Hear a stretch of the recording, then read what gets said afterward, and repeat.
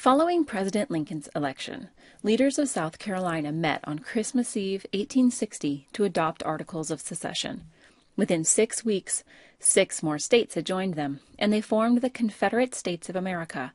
Confederate President Jefferson Davis demanded the immediate surrender of all federal troops stationed in Southern territory. Instead, Union Major Robert Anderson garrisoned himself inside Fort Sumter and awaited reinforcements. Meanwhile, the Confederacy decided to act. On April 12, 1861, they attacked the fort, leading to Anderson's surrender. Southern hopes were high that their sovereignty would be respected.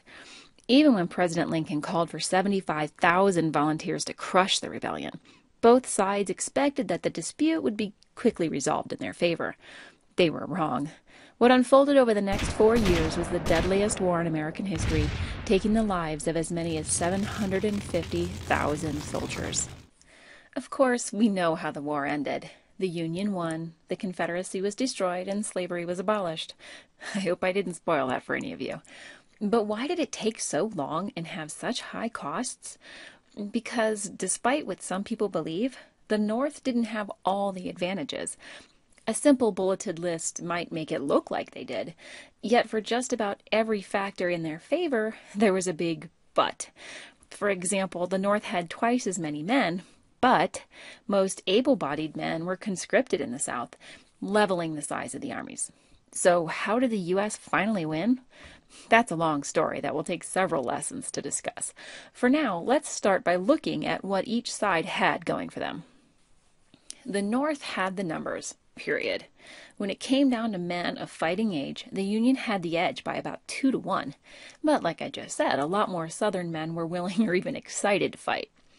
The North also had greater industrial capacity. In war, this meant more and better weapons like cannon. In fact, in 1860, Northern factories made 97% of the nation's firearms. The combined factors of manpower and weaponry might seem to imply that the Union's infantry would dominate the battlefield. But the Confederacy immediately ramped up manufacturing and established foundries that used repurposed bronze from things like church and plantation bells. And like the American revolutionaries a century before, they discovered their own strengths. Before the war, many Southerners knew how to hunt and ride a horse. So the Confederacy developed a skilled cavalry with good aim that could run circles around the Union's big, slow infantry, and they could evade and sabotage the North's powerful artillery.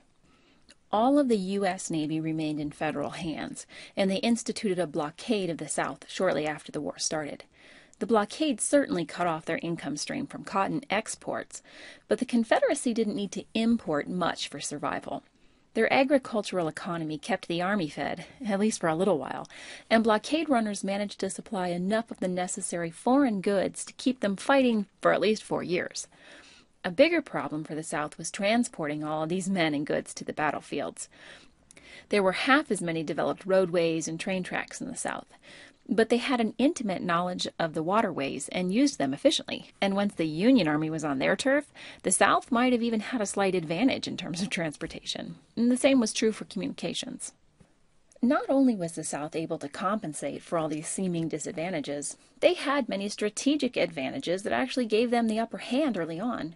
For example, a majority of the nation's experienced military leaders were Southerners, and 7 of the nation's 8 military colleges were in Southern territory. While the Union ran through several generals before finding a few effective leaders, the Confederacy had Robert E. Lee and many of his brigadiers almost from the start. They also controlled the Mississippi River Delta, and the Union devoted enormous resources to capturing it. This was critical not only for an effective blockade, but also to thwart the Confederacy's plan to push west through New Mexico to the Pacific Ocean. The fact that almost all of the war had been fought on Southern soil might seem like a disadvantage, since a lot of farms and factories were destroyed. But they had the home team advantage. A defensive war is easier, both in terms of strategy and popular support. The Confederates didn't really have to win the war. They just had to outlast the North's will to fight it. They knew their land, could use it to their advantage, and most of the population was united in trying to preserve it. On the other hand, the North was an invading army, far away from their supply lines, with little knowledge of the land. In order to win, they had to get every single Southern state to surrender, and not all the population in the North was united behind the war effort. At least, not until the Emancipation Proclamation in 1861.